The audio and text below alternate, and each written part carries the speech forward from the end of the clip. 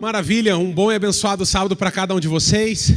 Quase já posso desejar a todos uma boa semana e estou muito feliz de poder participar aqui deste culto especial que envolve aqui a educação adventista e envolve a decisão de 3 pessoas especiais para Cristo Jesus. Deus seja louvado, é um grande prazer poder vir aqui conhecer a história de vocês e ver como que a história de vocês pode ser um grande testemunho, como o pastor Ricardo disse aqui, para que todos nós possamos nos apegar ainda mais as promessas do nosso Senhor Jesus Cristo. Eu fico feliz de ver o compromisso, do pastor Ricardo, da escola, da educação adventista, de continuarem esse ministério da pregação do evangelho, de ensinar a palavra de Deus, mesmo num período como esse, num período onde nós nos isolamos, um período onde muitos de nós tivemos que ficar em casa, mas ainda assim a mensagem continuou chegando na vida das pessoas.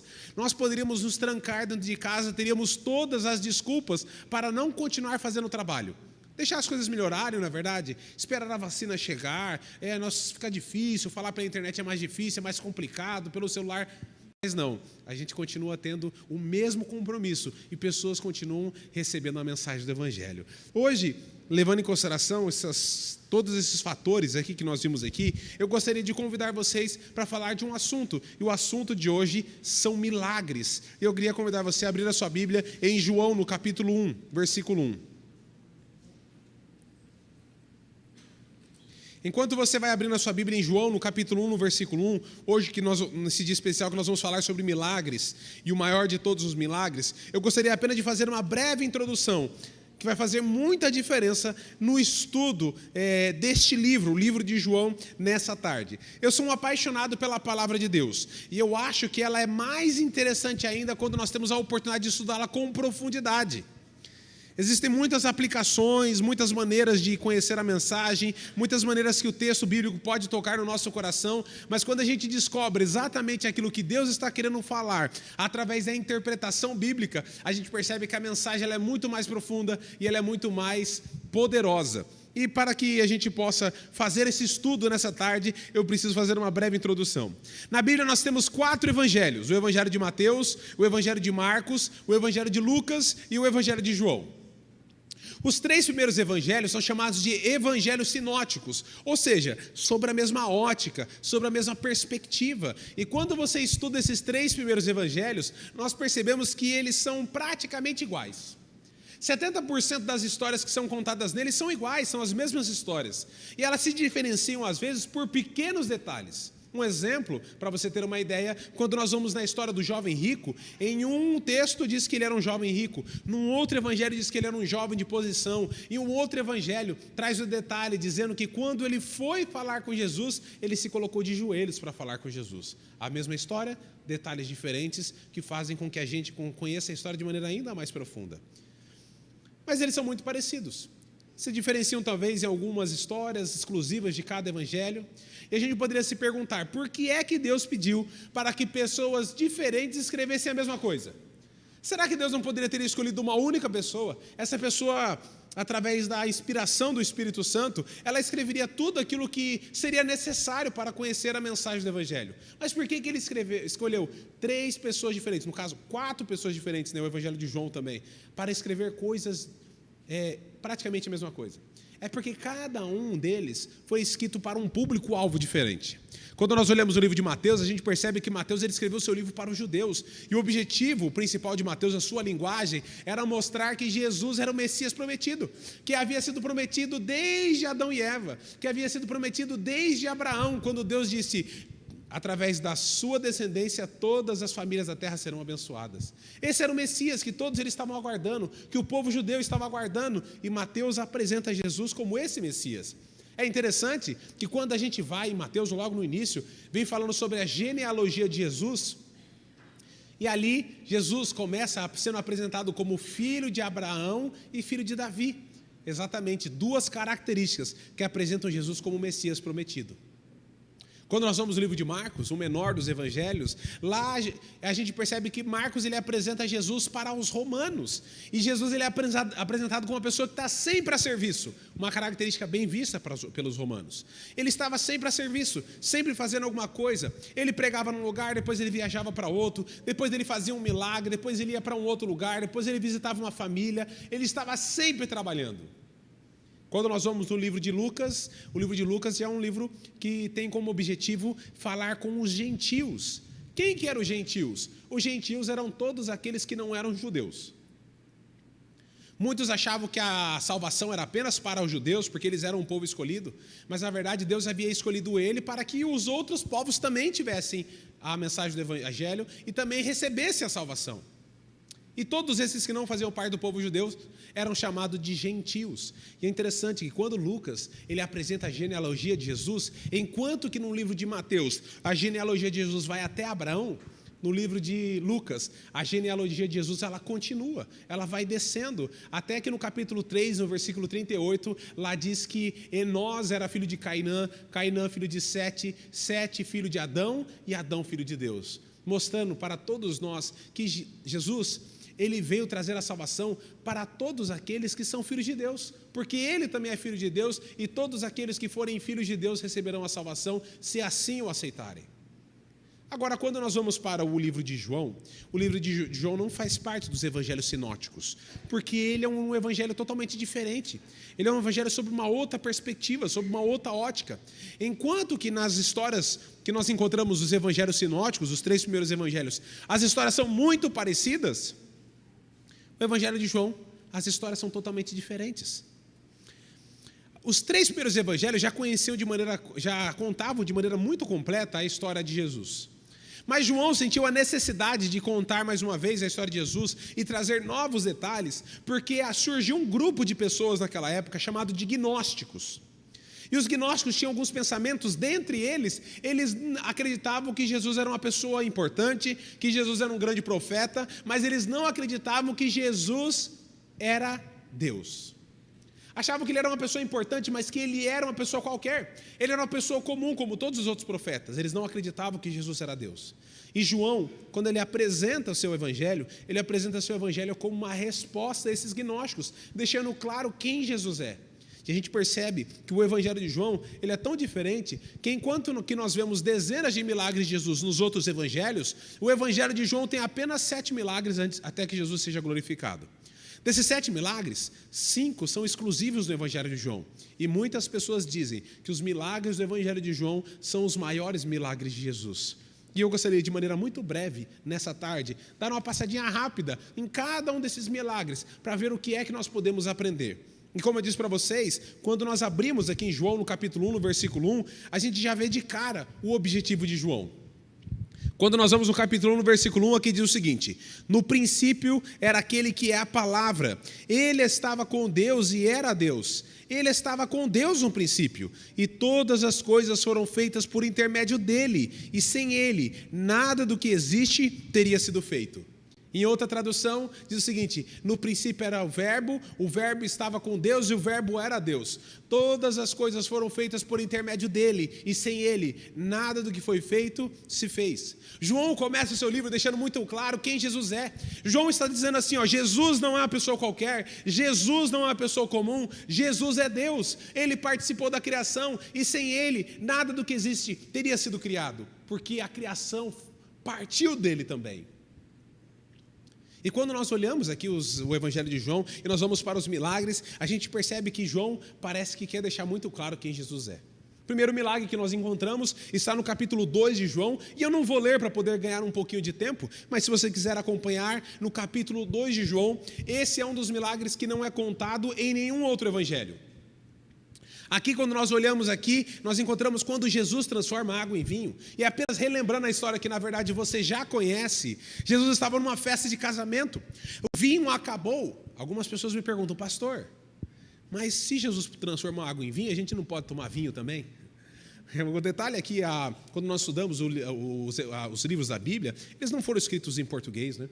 A gente conhece muito bem, por exemplo, que algumas palavras têm algumas dificuldades de tradução.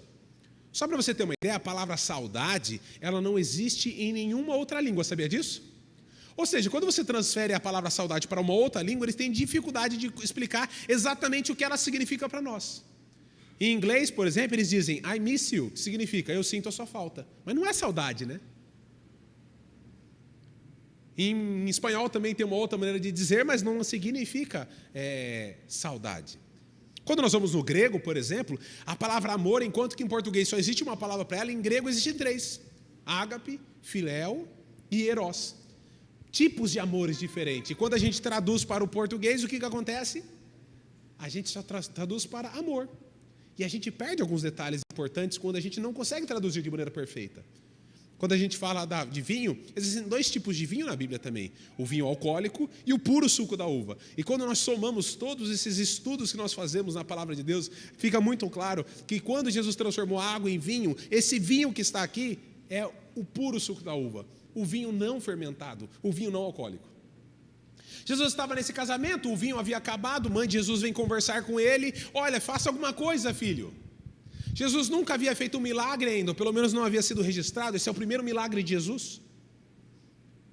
Jesus ele pede para aqueles homens, eles encham os vasos de pedra que haviam lá, cada um cabia de 2 a 3 metretas, que era a medida da época, e ele pediu para que aqueles homens eles enchessem de água. Aqueles homens, sem entender muito, né, foram lá e encheram de água, até que de repente na história chega o mestre de cerimônia e ele aparentemente não sabendo o que estava acontecendo, ele vai lá para provar aquilo que deveria ser água, e quando ele prova, o que ele diz? Porque é que vocês deixaram o melhor vinho para o final. Jesus havia transformado a água em vinho, e quando nós fazemos os cálculos da quantidade de vasos que haviam ali, e a quantidade de metretas, de 2 a 3 metretas em cada vaso, quando nós transformamos para a medida de hoje, a gente descobre que naquele dia, Jesus transformou os 750 litros de água em aproximadamente 750 litros do puro suco de uva. Um grande milagre. E ele se torna ainda maior, sabe por quê? Porque eu pergunto para vocês, Jesus ele toca na água? Jesus ele toca nos vasos? Jesus joga um tanguezinho lá dentro? Acho que não tinha na época, né? Aquele que é apresentado como a palavra pelo livro de João, pelo poder da palavra, ele faz com que 750 litros de água se transformem em 750 litros de suco de uva. E por que é que João está mostrando esse milagre? Por que é que ele está contando?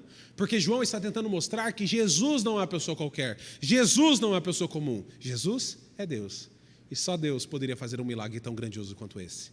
Quando a gente vai folheando aqui o livro de João, um livro que eu gosto bastante, nós vamos aqui no capítulo 4.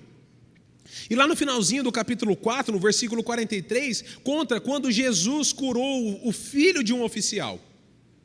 Aquele oficial faz uma breve viagem de 33 quilômetros naquela época. Nos dias de hoje, 33 quilômetros é pouquinho, né? Eu vou andar mais ou menos aí uns 100 quilômetros daqui até minha casa, quando eu for voltar, e eu faço isso aí aproximadamente 1 hora e pouquinho. A gente faz de carro, é bem rapidinho. Mas naquela época as pessoas faziam a pé, 33 quilômetros era bastante coisa. E um homem, ele faz essa viagem, ele vem até Jesus, ele diz assim, Jesus, meu filho está mal, ele está doente, e eu creio no Senhor, eu preciso que o Senhor vá lá, que o Senhor faça um milagre, que o Senhor cure meu filho. E aí, Jesus responde para ele, vai que seu filho passa bem. Mais interessante do que o que Jesus disse, é o que o homem fez. Porque Jesus disse, vai que seu filho passa bem, o que o homem fez? Ele foi. O que você teria feito no lugar dele? Se eu estivesse no lugar dele, talvez eu teria falado assim, Jesus, eu falo meio rapidinho, vocês já perceberam, né? Quando você fala rápido, você consegue falar mais coisa em menos tempo, né? Jesus, eu falei meio rapidinho, acho que o senhor não entendeu direito, vou falar mais devagar. Meu filho não passa, Senhor. Eu tenho certeza que o Senhor for lá na minha casa, se o Senhor tocar nele, se o Senhor fizer uma oração, se o Senhor ungir ele, se o Senhor passar um óleo na cabeça dele, se o Senhor fizer alguma coisa, eu tenho certeza que ele vai ser curado. Eu queria muito que o Senhor fosse comigo. Mas não é isso que o homem faz? Jesus diz, vai que seu filho passa bem, o que o homem faz? Ele vai. Ele faz aquela viagem novamente de 33 quilômetros até a sua casa, sem saber o que havia acontecido, até que chegando pertinho de casa, os seus servos vêm em sua direção. E a primeira pergunta que ele faz, obviamente, como é que está o meu filho? E aqueles homens, aqueles servos respondem: o seu filho passa bem. E aquele homem com muita curiosidade, ele faz a pergunta que eu talvez faria também: desde que hora que ele passa bem? E aí foi dito para ele que foi desde a hora 7ª. E segundo a Bíblia, aquele homem reconheceu que foi exatamente o momento em que Jesus disse: vai que seu filho passa bem. Jesus, ele toca no menino. Jesus, ele visita o menino. Jesus, ele passa a mão na cabeça do menino. Por acaso Jesus, ele pega e vende um copinho de água de 200 ml por R$200, como eu já vi aí na televisão, dizendo que é uma água milagrosa, e que se ele levasse essa água, o menino seria curado? Foi isso que Jesus fez? É interessante que aquele que é apresentado como a palavra pelo livro de João, pelo poder da palavra, ele faz com que o menino que estava prestes a morrer recobre a sua saúde a 33 quilômetros de distância. E por que é que João conta esse milagre? Porque João está tentando mostrar que Jesus não é uma pessoa qualquer, Jesus não é uma pessoa comum, Jesus é Deus. E aí nós vamos no capítulo 5. E quando nós vamos no capítulo 5, a gente vê a cura que aconteceu num tanque de Betesda. Havia um tanque naquela época, uma espécie de uma grande piscina. As pessoas acreditavam que de vez em quando passava um anjo, tocava na água, a água se mexia e o primeiro que pulava na água era curado. Era uma crendice popular, na verdade era um grande absurdo, afinal de contas, as bênçãos de Deus não vêm para nós através de competição. As bênçãos de Deus não é só para aqueles que conseguem chegar, não é para aqueles que chegam em primeiro lugar. Deus nos abençoa única e exclusivamente porque Ele nos ama. Não é por conta do nosso dinheiro, não é por conta das nossas ofertas, não é por conta daquilo que nós fazemos, não é porque nós merecemos ou deixamos de merecer. É porque Ele nos ama. E é por isso que Ele nos abençoa. Esses dias eu estava na internet e achei uma coisa muito interessante. Um rapaz, se dizia pastor, ele estava vendendo uma máscara especial e espiritual. Não sei se você já viu esse vídeo. Ele estava vendendo uma máscara, essa máscara no valor de R$200, eles gostam desse valor. E ele dizia o seguinte: olha, uma máscara especial aqui, essa aqui é uma máscara do Espírito Santo, eu estou vendendo ela por R$200. E se você quiser, você vai colocar essa máscara e você vai se proteger do coronavírus. Mas olha, você não vai ver essa máscara porque é uma máscara espiritual. Mas se você tiver fé, você essa máscara vai proteger você. Eu mesmo, nesse momento, estou usando essa máscara, dizia o pastor. E se você quiser, vem aqui, eu vou vender essa máscara para você por R$200. Eu me impressionei e quase fui lá comprar. E eu até pensei em como eu iria pagar. Eu não tinha R$200, mas eu pensei em dar para ele um dinheiro espiritual. E ele só conseguiria ver o dinheiro se ele tivesse a fé daquele que compra a máscara com fé também. E assim como ele estava com a máscara no rosto dele, eu estava com o dinheiro no meu bolso. Mas eu não encontrei o endereço e acabei não comprando a máscara. Se você tiver o endereço, me avisa, eu vou lá comprar. Deus nos abençoa, única e exclusivamente porque Ele nos ama. Não é por conta daquilo que nós fazemos, não é por conta daquilo que nós temos. E aí, de repente, Jesus chega naquele lugar e encontra um paralítico que estava lá há 30 e poucos anos, paralítico.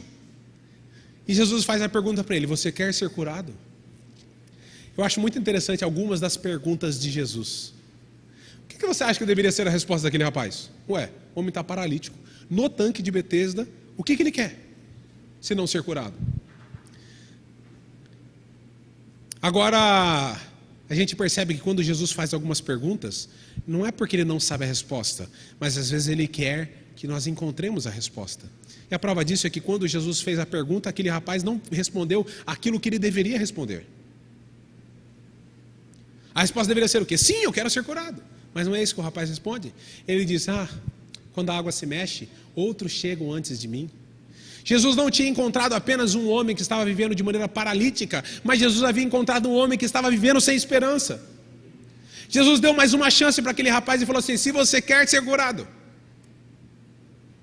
pega o teu leito, levanta e anda. E a palavra de Deus disse que aquele homem creu na palavra de Jesus. Ele pegou o seu leito e ele pôs-se a se levantar, e o milagre aconteceu. Um homem que estava há 33 anos paralítico, agora recobrou a sua saúde e a sua capacidade de andar. Jesus, ele toca no homem, sim ou não? Jesus, ele mexe com o homem? Jesus, ele passa uma aguinha no homem? Ele passa um olhinho no homem? Jesus, que é apresentado como uma palavra pelo livro de João, pelo poder da palavra, ele faz com que o homem que há 33 anos não podia andar, ele recobre a sua saúde. Quando nós vamos aqui, folheando a palavra, a Bíblia, nós encontramos no capítulo 6 mais 2 grandes milagres. Nós encontramos a primeira multiplicação de pães. Ainda no capítulo 6 nós encontramos quando Jesus ele anda por sobre as águas. E eu nem preciso dizer para você o quão grandioso foram esses milagres. Quando a gente vai no capítulo 9, nós vemos quando Jesus, ele curou um cego de nascença. E não só curou, mas corrigiu um pensamento dos discípulos que pensavam que as pessoas sofriam por conta de um castigo de Deus. Mas Jesus, por que ele está cego? Porque os pais dele pecaram ou porque ele pecou? E Jesus responde, nem porque os pais pecaram, nem porque ele pecou, mas para que a glória de Deus aconteça na vida dele. Da mesma maneira, na nossa vida, quando nós passamos por momentos de sofrimento, Deus pode fazer com que a glória dele aconteça na nossa vida. Quando nós chegamos no capítulo 11, nós encontramos o 7º milagre. E aí nós encontramos o milagre quando Jesus, ele ressuscita Lázaro. O homem que já estava há 4 dias morto. Quando abriram ali a tumba, retiraram-se a pedra, veio de lá de dentro um cheiro muito forte, que era o cheiro do corpo dele em decomposição, evidenciando que ele já estava morto há alguns dias. E Jesus diz, saia de onde você está. E aquele homem que havia entrado lá morto, sai de lá com vida. Mostrando que todos aqueles que morrem amigos de Jesus, um dia podem ser ressuscitados por ele. E o que é que João está tentando mostrar? João está tentando mostrar que Jesus não é uma pessoa qualquer. Jesus não é uma pessoa comum. Jesus é Deus. E só Deus pode curar.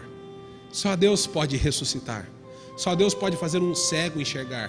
Só Deus pode andar por sobre as águas. Só Deus pode multiplicar os pães. E só Deus pode transformar a água em vinho. Quantos milagres eu disse para você que tinha no Evangelho de João? Se fosse um concurso bíblico, valendo algum pontinho? Exatamente. E quantos milagres nós passamos aqui rapidamente? 7. Você deve estar pensando, pastor, terminou. Eu gostaria de terminar apresentando para vocês mais um último milagre de Jesus. Mas pastor, você não disse que era 7? Pois é o que as pessoas dizem. Os estudiosos da Bíblia dizem que são 7 milagres. Mas eu consigo encontrar mais um outro milagre aqui. Para mim, os estudiosos não dizem que é um milagre. Mas para mim é o maior milagre que nós encontramos no Evangelho de João. Para mim é o maior milagre que nós encontramos na Bíblia. E para mim é o maior milagre que Deus pode fazer na minha e na sua vida. E esse milagre está no capítulo 8. E esse sim eu gostaria de ler com vocês.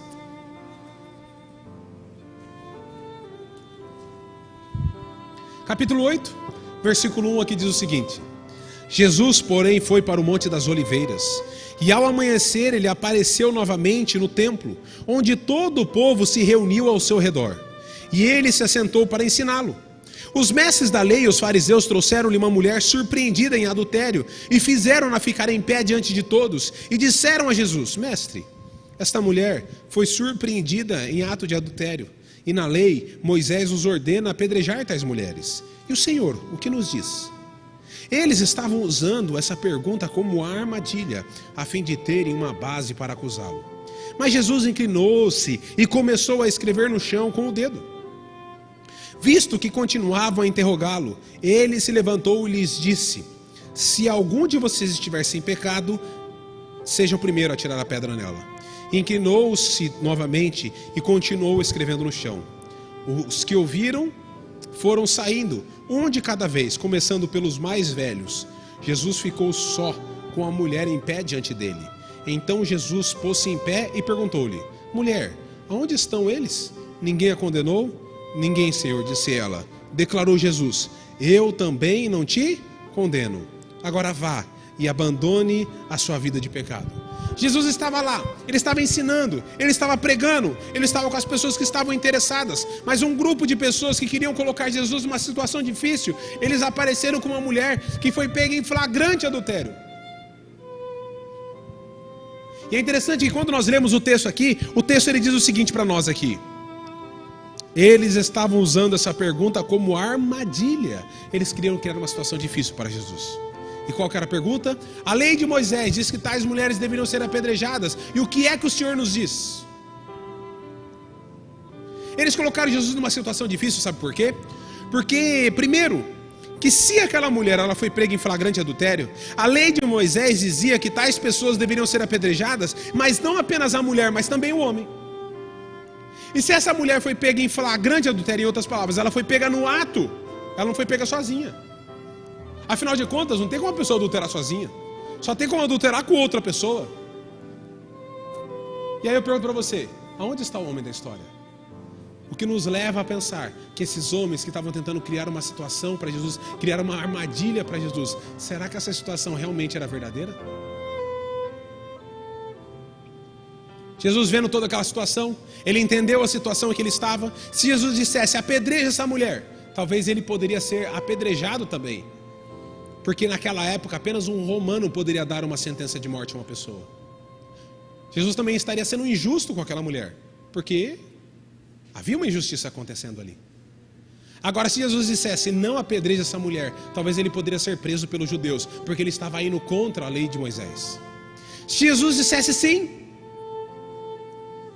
estava lascado. Se Jesus dissesse não, estava com problema também. Eles colocaram em Jesus um beco sem saída. Eles colocaram em Jesus uma sinuca de bico. Mas o que aqueles homens não sabiam é que Jesus não é uma pessoa qualquer. Jesus não é uma pessoa comum. Jesus é Deus. E não é possível colocar a Deus numa sinuca de bico. Não é possível colocar a Deus num beco sem saída. E é por isso que quando nós estamos em meio aos nossos problemas, a gente tem que entregar nas mãos de Deus. Porque se não existe caminho, Ele pode criar o caminho. Da mesma maneira, como há muito tempo atrás, o povo de Israel estava diante do mar. Do lado direito um monte, do lado esquerdo um outro monte. Atrás deles o povo do Egito, vindo para poder matá-los. E o que é que Deus fez? Deus criou um caminho, abriu o mar, e eles atravessaram e foram salvos. Mais uma vez tentaram colocar Jesus numa sinuca de bico, mas não era possível, porque não é possível colocar a Deus numa sinuca de bico. E o que Jesus fez? Jesus ele começou a criar o caminho para aquela pessoa. Jesus começou a criar o caminho de salvação para aquela mulher. Ele se colocou de joelhos no chão e ele começou a escrever no chão. E a Bíblia não diz o que é que ele estava escrevendo, mas um dos livros de Ellen White comenta que Jesus estava escrevendo o pecado daquelas pessoas, que é confirmado quando o texto diz que eles foram retirando-se do mais velho até o mais novo, acusados pelo quê? Pela sua própria consciência. O pecado estava diante dos olhos deles. O pecado estava escrito no chão. Jesus começou a criar o caminho para aquela mulher. Quem não tiver pecado, atire a primeira pedra. E você poderia pensar, pastor, já sei qual que é o milagre que o senhor está dizendo. Jesus tem o poder de conhecer o coração das pessoas. Jesus tem o poder de ler o coração das pessoas. Jesus conhecia o coração daquelas pessoas como conhece o seu coração e como conhece o coração do Edu, da Camila e da Cris. De fato, esse é um grande milagre, mas esse não é o maior de todos os milagres. O maior milagre que nós encontramos está aqui no finalzinho, é com ele que eu termino. Mulher, aonde estão eles? Ninguém a condenou? Ninguém, Senhor, disse ela. Declarou Jesus. E aqui vem o milagre. Eu também não te condeno. Meus queridos, o maior milagre que Jesus pode fazer na nossa vida não é fazer um coxo andar. O maior milagre que Jesus pode fazer na nossa vida não é fazer um cego enxergar. O maior milagre que Deus pode fazer na nossa vida não é nem fazer um morto ressuscitar. E eu provo isso para vocês. Alguém já teve a oportunidade de conversar com Lázaro? Alguém já conversou com Lázaro? Não, ninguém. E por que você não conversou com Lázaro? Porque Jesus ressuscitou com ele. E o que aconteceu com ele depois? Morreu de novo. Está lá no Guinness Book, o homem que mais morreu na história. Lázaro, 2 vezes.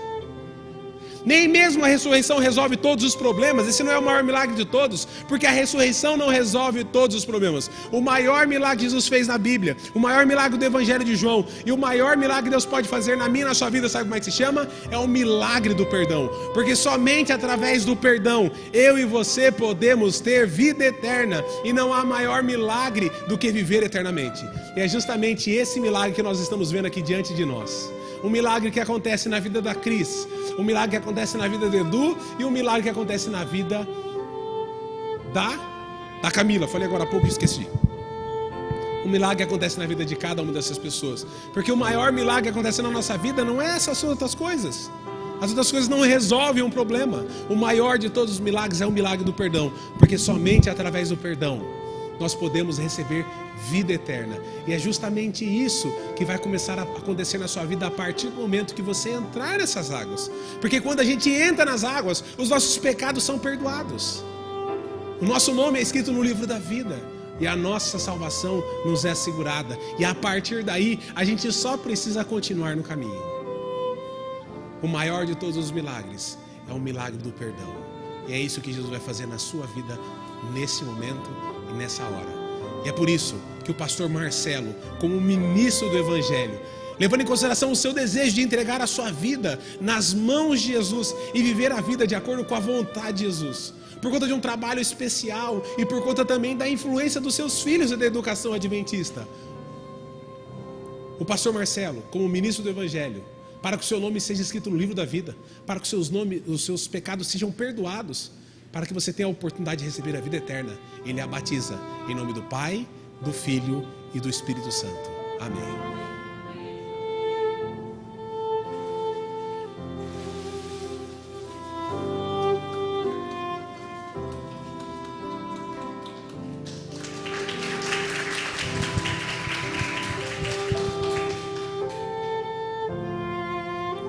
Agora nós temos o Edu. Edu, um milagre está por acontecer na sua vida. E sabe por que um milagre acontece na nossa vida? E sabe por que o perdão é o maior de todos os milagres que pode acontecer na nossa vida? Porque segundo a Bíblia, o nosso coração é duro. Segundo a Bíblia, o nosso coração é mau. E a gente nunca seria capaz de tomar uma decisão ao lado de Jesus. E sabe o que acontece? O Espírito Santo de Deus, ele faz um milagre no nosso coração. Ele converte o nosso coração. Ele faz com que a gente consiga entender coisas que nós nunca entenderemos. A gente se arrepende, a gente muda de caminho, a gente muda de proposta, a gente muda de vida. A gente se arrepende e o perdão acontece na nossa vida. E como símbolo desse arrependimento, da vontade de viver a vida de acordo com a vontade de Jesus, o pastor Marcelo, na companhia do pastor Ricardo, seguindo a ordem do Mestre Cristo Jesus, para que o seu nome seja escrito no livro da vida, para que os seus pecados sejam perdoados e para que você possa viver eternamente junto com a sua família, ele o batiza em nome do Pai, do Filho e do Espírito Santo. Amém.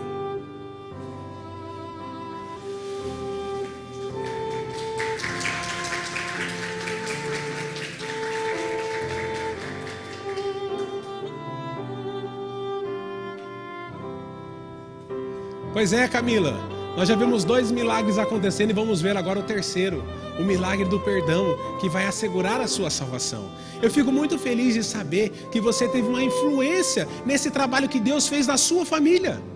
O pastor conversou Deus conversou com o pastor Ricardo, mas antes de conversar com ele, ele já tinha tocado o seu coração. E foi você que plantou a semente para que isso pudesse ser uma realidade na sua família. E agora vocês estão colhendo o resultado disso, estão colhendo o resultado do maior de todos os milagres, que é o milagre do perdão.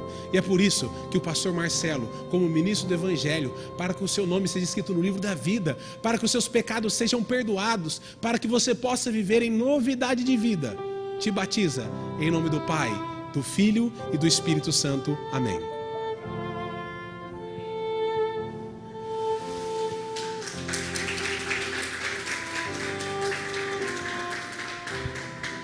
Que momento especial na vida de uma pessoa, que momento especial na vida de uma família. Nós podemos ver o milagre acontecendo na vida de cada um deles, mas muito mais do que isso, sabe por quê? Porque Deus deseja fazer um milagre na vida de cada um de nós. Quem já participou pelo batismo, o milagre já começou a acontecer, mas ele não termina aí, porque a Bíblia diz que as misericórdias de Deus se renovam a cada manhã. Ou será que a gente precisa de perdão só uma vez na nossa vida? Esse é um processo, nós precisamos todos os dias. E se você ainda não é batizado, não se entregou, seja aqui na igreja ou você que está assistindo em casa, Jesus tem um chamado para você. Jesus quer fazer um milagre na sua vida, como fez um milagre na vida dessa família também. Quantos milagres Deus pode fazer aqui nesse dia? Tanto quanto pessoas que temos aqui nessa igreja e tanto quanto pessoas que estão nos assistindo de longe.